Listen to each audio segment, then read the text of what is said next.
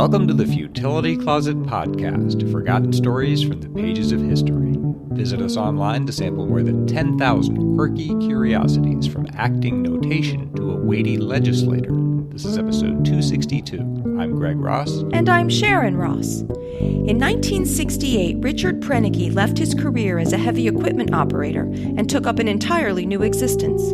He flew to a remote Alaskan lake, built a log cabin by hand, and began a life of quiet self-reliance. In today's show, we'll hear Proenneke's reflections on a simple life, lived in harmony with nature. We'll also put a rooster on trial and puzzle over a curious purchase.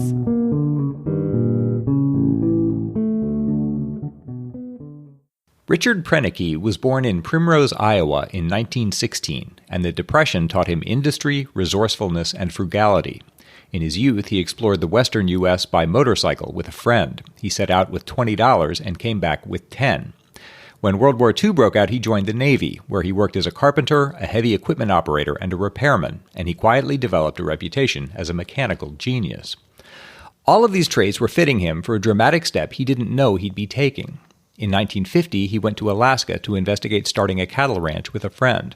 The ranch didn't pan out, but he worked around the state as a mechanic and a heavy equipment operator. And in 1962, a Navy friend, Spike Carruthers, invited him to spend a few weeks at a cabin he was building in a remote wilderness area at Twin Lakes, 120 miles southwest of Anchorage. There are no roads in that area. They had to fly in over the Alaska range to a set of lakes carved by glaciers in the open forest. That visit changed his life. The lakes were peaceful and beautiful, and a life there was one of perfect freedom. He turned it over in his mind, and in the spring of 1967, he decided that he would retire at age 50. He told his boss that the wilderness had been calling him for a long time, and that maybe he'd better answer while he was able. He spent that summer at Spike's cabin at Twin Lakes, where he scouted the area, chose a site, and planned a cabin in detail. In late July, he cut logs from a stand of black spruce, hauled them out, peeled them, piled them, and left them to season over the winter. Then he went home to Iowa to see his parents. On the drive back to Alaska, he stopped in Nebraska, bought a felt-tip marker, and printed on the back of his camper in big letters, "Destination Back and Beyond." He wrote later, "It was really surprising how many cars pulled up behind and stayed close for a minute or two, even though the way was clear for passing." He would leave the camper with Spike on Kodiak Island, then fly with a bush pilot to Upper Twin Lake, where he would start a new life living entirely by his own resources. Dick Proenneke was so quiet and self-effacing that it's easy to overlook how bold this was. He was proposing to live alone in a remote wilderness, building his own shelter and living off the land in a region where the winter temperatures reached 50 degrees below zero. The nearest settlement was 40 air miles away. He wrote later, "I suppose I was here because this was something I had to do. Not just dream about it, but do it. I suppose, too, I was here to test myself. Not that I had never done it before, but this time it was to be a more thorough and lasting examination. What was I capable of that I didn't know yet? What about my limits? Was I equal to everything this wild land could throw at me?" He wrote, "The most exciting part of the whole adventure was putting self-reliance on trial." He proposed to build the cabin himself entirely with hand tools, and he was resolved to obey the law, subsisting on fish, berries, and wild greens until hunting season opened. His one link to the outside world would be the bush pilot, who would occasionally fly in with extra supplies. This experiment may be reminding you of Henry David Thoreau, who built a cabin near Walden Pond in Concord, Massachusetts in the 1840s to pursue a life built on simplicity, self-reliance, and reverence for nature. He had written, "I went to the woods because I wished to live deliberately, to front only the essential facts of life, to see if I could not learn what it had to teach, and not, when I came to die, discover that I had not lived." Proenneke had read Walden and admired Thoreau greatly. He did not consider himself a philosopher, but if anything, he carried Thoreau's principles even further. Where Thoreau had lived in his cabin for 2 years, Proenneke would live in his for 30, without electricity, running water, a telephone, or any other modern convenience. The building of the cabin shows Proenneke's diligence, industry, and tenacity of purpose. He built it using only hand tools, many of which he fashioned himself. For many of them, he brought in only the steel parts and made the handles with local wood. When those wore out, he replaced them. He dragged the logs up to a quarter-mile with a homemade forehead harness and worked 12 hours a day, 6 days a week, hand-chiseling everything, right down to the wooden hinges on the Dutch door. He filmed much of this with a tripod-mounted camera. I'll put a video in the show notes. The finished cabin measured 11 by 15 feet, with a big window looking down to the lake. When he moved in, his total cash outlay for the cabin had been $40. And he kept working, industriously, hand-chiseling soup ladles, chairs, even a bunk bed. In time, he added a fireplace, a woodshed, an outhouse, and a storage cache that stood on 9-foot poles to keep it out of the reach of bears. And he made a gravel path from the cabin to the lake shore. Apart from giving him a place to live, doing this work gave him a feeling of accomplishment that he hadn't felt in the ordinary world. On August 13th, he wrote in his journal, "This evening I sat on my driftwood pile admiring my cabin. Pale blue wood smoke rising up through the dark boughs of the spruce, and beyond, looming huge and majestic, the jagged peak of Crag Mountain. It was a good feeling just sitting and reflecting, a proud inner feeling of something I had created with my own hands. I don't think I have ever accomplished anything as satisfying in my entire life." He wrote later, "I do think a man has missed a very deep feeling of satisfaction if he has never created or at least completed something with his own two hands. We have grown accustomed to work on pieces of things instead of wholes. It is a way of life with us now. The emphasis is on teamwork. I believe this trend bears much of the blame for the loss of pride in one's work, the kind of pride the old craftsman felt when he started a job and finished it and stood back and admired it. How does a man on an assembly line feel any pride in the final product that rolls out at the other end?"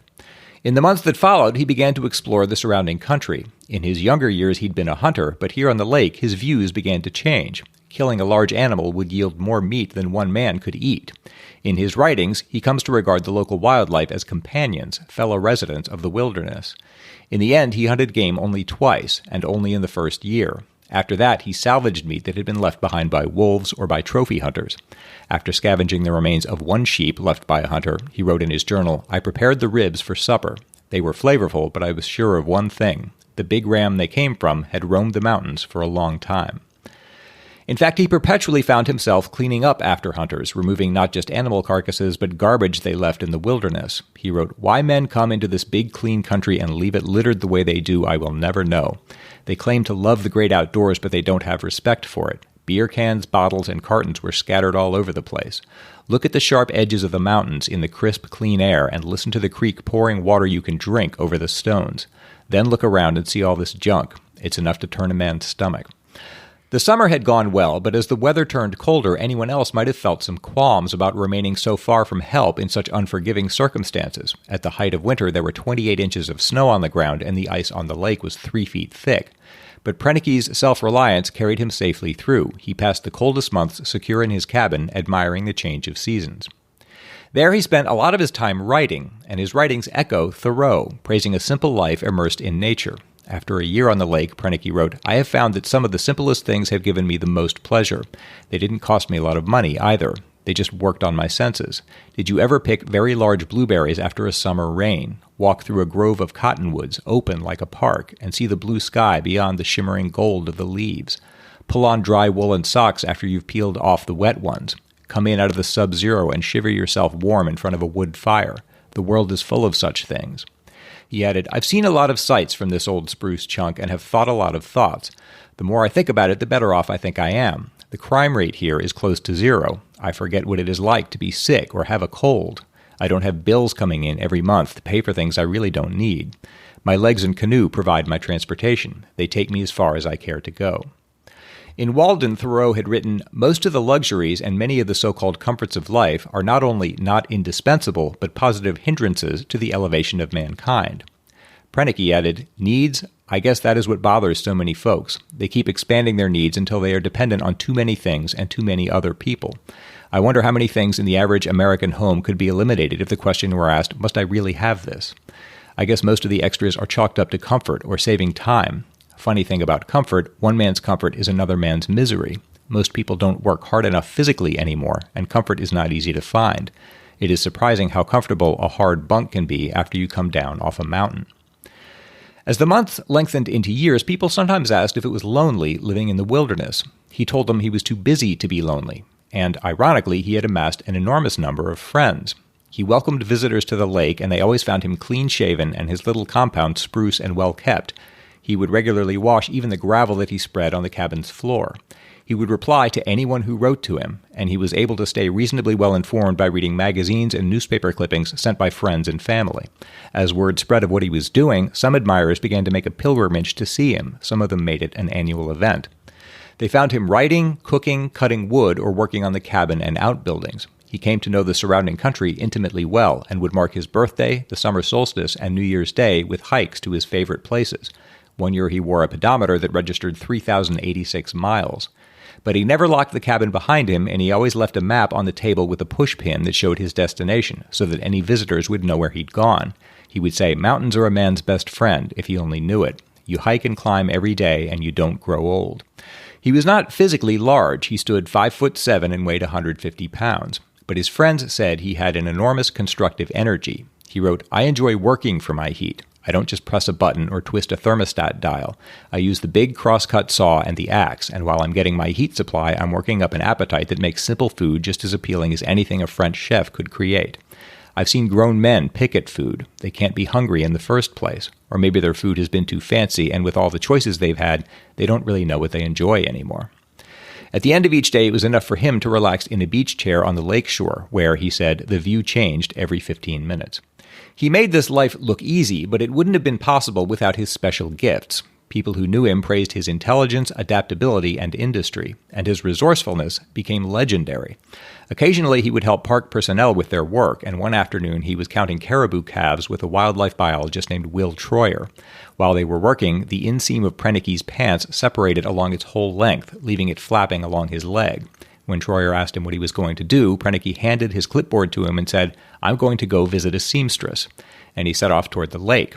After an hour, he came back with his pants neatly sewn up. Troyer asked how he'd done it, and Proenneke said that he'd gone to the creeks at the head of the lake where he knew that sport fishermen fished during the summer. He knew that when a fisherman got a snag in his line, he would just cut it off and throw it away. So he searched the area and found some monofilament fishing line and a discarded beer can. He used his knife to cut a wedge-shaped piece of metal from the can, rolled that into the shape of a needle, and used the knife to drill an eye through the needle's wider end. Then he threaded the needle with the fishing line and sewed up his pants. Altogether, Proenneke spent 30 years of happy self-reliance at Twin Lakes, working, writing, tending the cabin, and welcoming visitors. He seldom ventured back to civilization. When he finally left the lake for good in 1998, at age 82, he donated his letters and journals to the National Park Service. They weighed 78 pounds. He had filled 250 steno pads with his thoughts, many of which were eventually published in 3 edited volumes. Richard Proenneke lived with his brother in California for several years and finally died in 2003 at age 86. His handmade cabin still overlooks Upper Twin Lake. It was added to the National Register of Historic Places in 2007. The area is now part of the Lake Clark National Park and Preserve, which encloses 4 million acres of Alaskan wilderness. There are still no roads to get there, but 400 people a year hike and fly in to visit the site of Proenneke's simple life. Some of them break down in tears to see the dwelling that has become so familiar to them through Proenneke's writings. One veteran told a guide that while he'd been posted in Iraq, he had tried to find some inner peace by repeatedly watching a movie about Proenneke. He'd promised himself to visit the lake if he ever made it out. The cabin is maintained as Proenneke had left it. On the wall, below 2 well-worn snowshoes, is a sign that he made himself. Is it proper that the wilderness and its creatures should suffer because we came? Proenneke donated the cabin in the same spirit that he did everything else. He was pleased to share what he had with others. In September 1969, after his first 2 years on the lake, he left to spend the winter with his father. He left a note on the table. It read, "This cabin has been my home for the past 16 months, and it is with regret that I leave it for a time. I think it would be safe to say that I have hiked thousands of miles in my total of 2 years at Twin Lakes. In the past 16 months alone, I have exposed more than 3,000 feet of 8mm movie film and many rolls of 35mm film on the wildlife and the scenery of the area, plus the building of my cabin, woodshed, and cache. In my travels, I have picked up and disposed of much litter left by others. Many fail to show respect which the area deserves. You didn't find a padlock on my door, for I feel that a cabin in the wilderness should be open to those who need shelter. My charge for the use of it is reasonable, I think, although some, no doubt, will be unable to afford what I ask, and that is, take care of it, as if you had carved it out with hand tools, as I did. If when you leave your conscience is clear, then you have paid the full amount. This is beautiful country. It is even more beautiful when the animals are left alive. Thank you for your cooperation. R.L. Proenneke."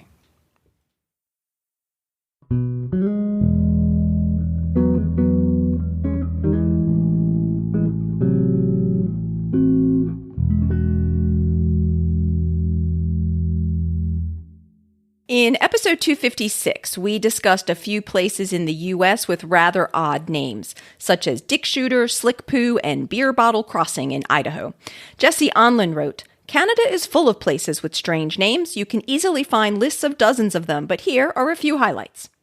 And first on Jesse's list was Saint Louis du Ha, a town in Quebec.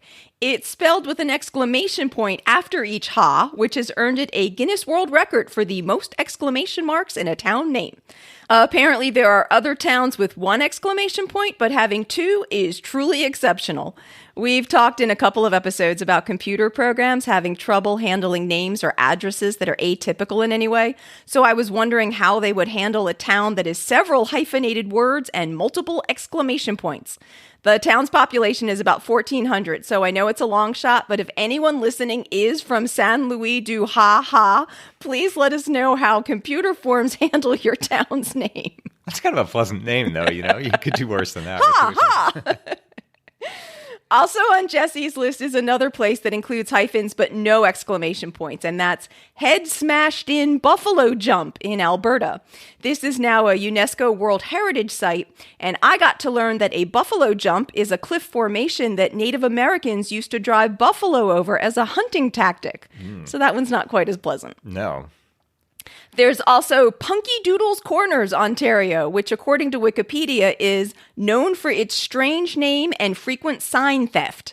The name's origin is somewhat disputed, with stories that it comes from a local innkeeper that used to sing Yankee Doodle, which was heard as Punky Doodle by the tavern guests, or that it's related to a Victorian word for frittering away time, or that it was a nickname given to a lazy pumpkin farmer by his annoyed wife. You can take your pick there, but I don't recommend stealing their signs. That last one is so specific. A pumpkin farmer, specifically. Seems like it's more likely. Other places on Jesse's list were Happy Adventure, Newfoundland, which for such a nice name only has a population of about 200. Payne Court, Ontario, about which Jesse said, this means shortbread in French, which is only slightly less strange. And Wikipedia does claim that the name comes from the small loaves of bread that were all that the impoverished parishioners could afford to offer to Roman Catholic missionaries. And Swastika, Ontario, a small community which was named pre-Nazi era for the Swastika gold mine in 1907, which was named after a symbol for good luck. Obviously, that symbol has come to have other meanings since then, which I can imagine might sometimes cause some problems for the residents there. I'm actually surprised that they haven't renamed the place. Jesse says that he's from Kitchener, Ontario, and notes that it was formerly Berlin, then renamed after Lord Kitchener during World War I for political reasons. I would have thought there might be a similar motivation to rename swastika. Yeah, maybe there's some reason they held on to it. Don't know. And there was one other place that Jesse sent that I wasn't sure would be quite family friendly, so I decided not to read it here, but you can check the show notes for a link to its Wikipedia page if you're interested. It's in Newfoundland and Labrador. Way back in 2014, Greg did a story on how for centuries animals were given criminal trials if they were accused of having misbehaved. Peter Sahlstrom wrote, Greg, Sharon, Sasha, I've been slowly working my way through the early episodes of Futility Closet from before I had the good sense to subscribe. I just finished listening to episode 31, Pigs on Trial, and told my father-in-law about it yesterday. Later that afternoon, he told me about this article, Maurice the Rooster in dock in divisive French trial. And Peter sent an article from CNN from July about how a rooster named Maurice was on trial for being too noisy.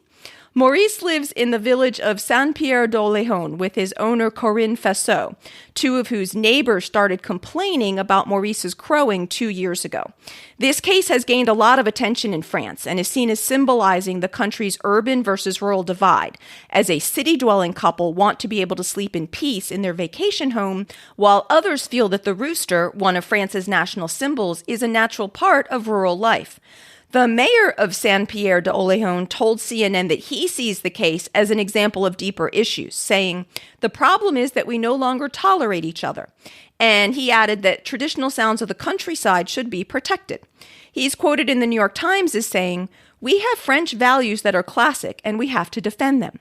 One of these traditions is to have farm animals. If you come to Oléhon, you have to accept what's here. And the Telegraph says that the mayor has issued a municipal decree proclaiming the need to preserve the rural character of the village. The lawyer for the plaintiffs, though, insists that this isn't a conflict between city and country dwellers, and that his clients don't mind Maurice's crowing, they just want some quiet in the early morning so they can sleep. He is quoted in the Telegraph as saying, "This is noise nuisance. The cockerel, the dog, the car horn, music, it is a case of noise." A mediator suggested maybe sending Maurice away while the couple were at their vacation home, but Faso won't be separated from her rooster, to whom she seems to be quite attached. She actually has seemed to be rather concerned that all the stress and fuss has been having a negative effect on Maurice. Faso appeared in court on Maurice's behalf as he's been tired out from all the stress. In court pleadings, the lawyer for Faso and Maurice described Maurice's crowing as discreet and said that the rooster has perceived this disquiet, as for the past several months he has only rarely sung. Faso sees herself as fighting to protect all the roosters in France. The Telegraph reports that almost 160,000 people have signed petitions supporting Maurice and his right to crow, and other rooster owners came to the trial, some bringing their roosters with them. And I want to be clear that the complainants in this case can sue for financial damages or ask to have Maurice moved, but Maurice's life is not actually at stake here, unlike some of the earlier animal trials. A verdict in the case is expected next month. I wonder if they win, if that sets some precedent and other people can press the same suit against other roosters. It seems like it would be really... Right. That's why other rooster owners came to the trial, because they're kind of concerned about the precedent that this might set. Yeah, I mean, how many roosters are there in France? That must just be a really momentous decision, really. Yeah. And as some of you may be aware, the UK got a new prime minister last month, Boris Johnson. This is a fact that people might have various thoughts about, but the most important aspect of that news here at Futility Closet was obviously, what does that mean for Larry, the feline resident of number 10 Downing Street? Luckily for us, as we are somewhat less plugged into all the British news of the day, some of our listeners are on top of these truly important issues. Before the vote had taken place last month, Andy Washington sent a link to an article that sought to allay people's fears about the possible consequences of the upcoming election by making it clear that whether Boris Johnson or Jeremy Hunt won, Larry's position was secure, according to both candidates' teams. So that was reassuring. And then a couple of our listeners let us know that on August 8th, Johnson tweeted, "A very happy International Cat Day to our chief mouser, Larry," along with a photo of Larry on Johnson's desk. That was also reassuring to see because, and I don't want to get too political here, but there have been rumors that Johnson is talking about getting a dog. Metro reports that the unofficial Larry the Cat Twitter account posted in response to the rumors, "Hell no." Larry's Twitter feed also notes that he's now been in office for longer than the current leader of any of the UK's political parties. So good for him. It's a bit weird, though, to consider that the cat goes with the office. It's kind of like if you take a new job with a company and they say, "Oh, that job comes with a parakeet or a rabbit, and you'll be responsible for it." Apparently in England, if you want to be prime minister, you inherit a cat. I never thought about that, but you're right. And I will admit that we didn't do anything for International Cat Day here. It turns out that the U.S. also has a National Cat Day on October 29th, and we generally skip that too. Our chief mouser here has quite enough of a sense of her own importance, and we don't really want to do anything to encourage it further. Thanks so much to everyone who writes to us. We really appreciate hearing your updates, comments, and feedback. So if you have any to send, please send them to podcast@futilitycloset.com. And I still appreciate pronunciation help.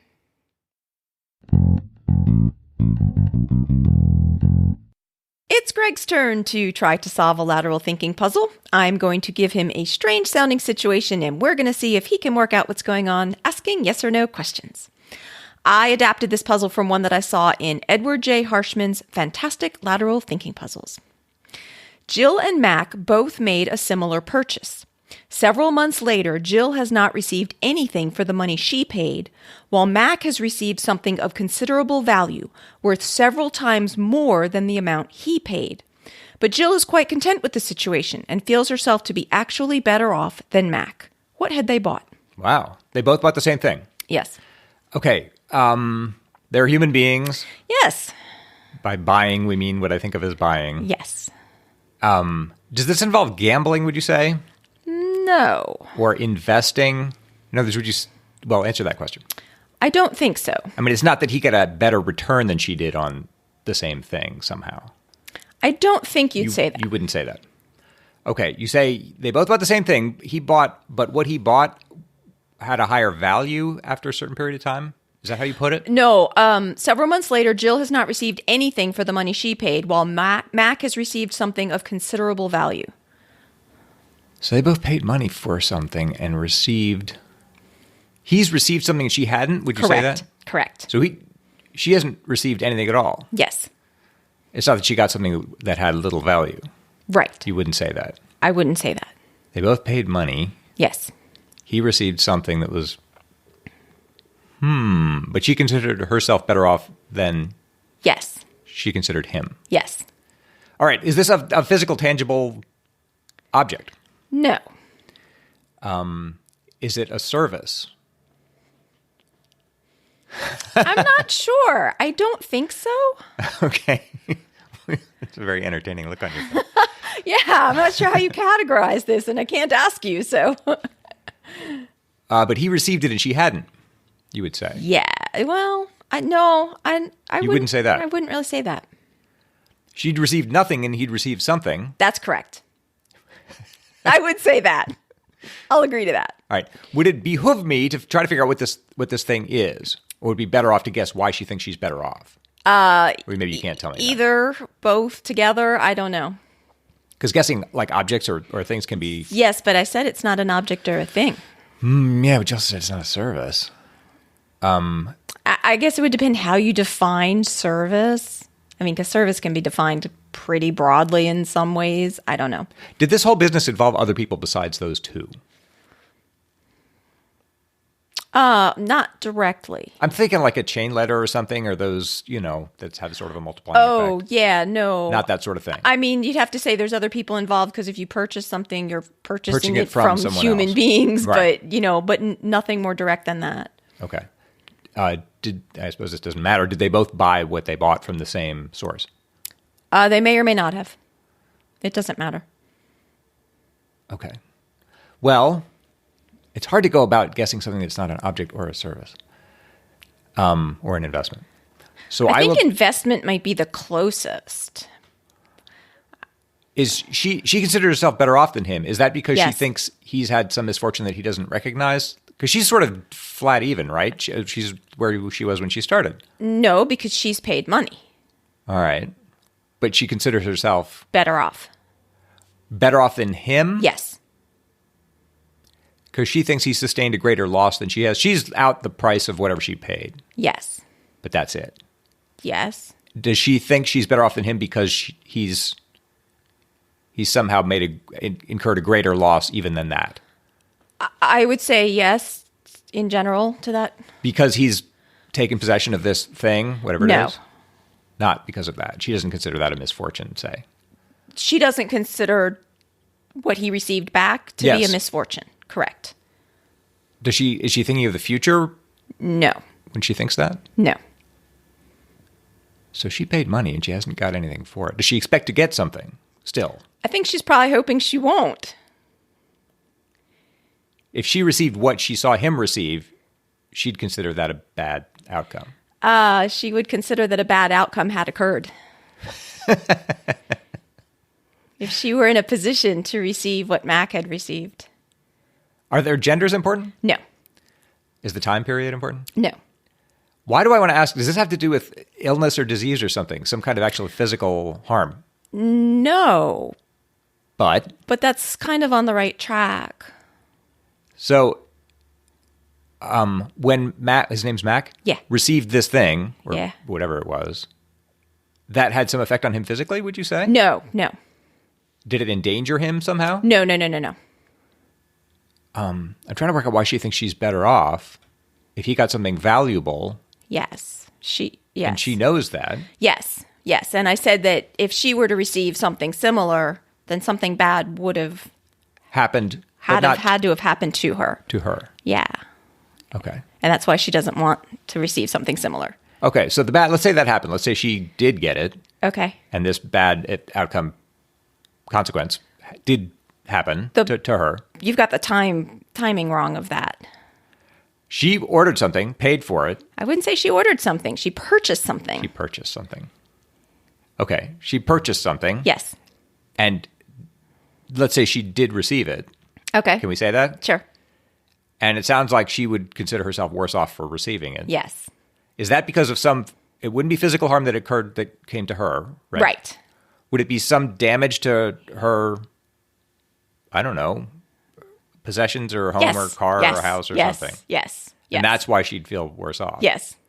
So is it that her circumstances are different from Max? In other words, yes. I don't know why I'm saying that. She lives in like a smaller house or something, and so she wouldn't be able to accept this as well as he could? No.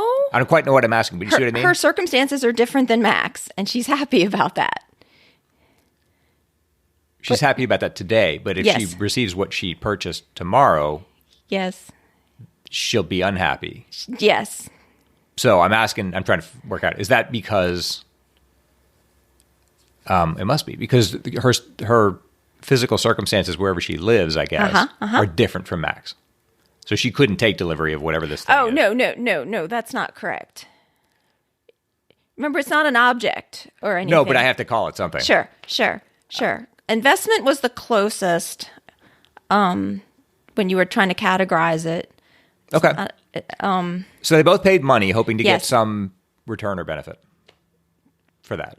Hoping to not, but...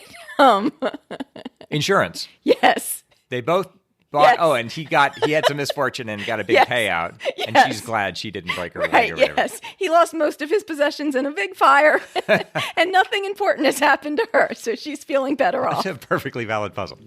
We can always use more lateral thinking puzzles, so please send any that you have that you'd like us to try to podcast@futilitycloset.com. Futility Closet would not still be here if it weren't for the generous support of our listeners. If you would like to help support our celebration of the quirky and the curious, please check out our Patreon page at patreon.com/futilitycloset or see the support us section of the website at futilitycloset.com. If you become one of our phenomenal patrons, you'll also get access to more information on some of the stories, extra lateral thinking puzzles, outtakes, and updates on Sasha, the not at all spoiled chief mouser for the podcast. At our website, you can also graze through over 10,000 exceptional esoterica, browse the Futility Closet store, learn about the Futility Closet books, and see the show notes for the podcast with links and references for the topics we've covered. If you have any questions or comments, you can email either us or Sasha at podcast@futilitycloset.com. All the exceptional music in our show was written and performed by Doug Ross. Thanks for listening, and we'll talk to you next week.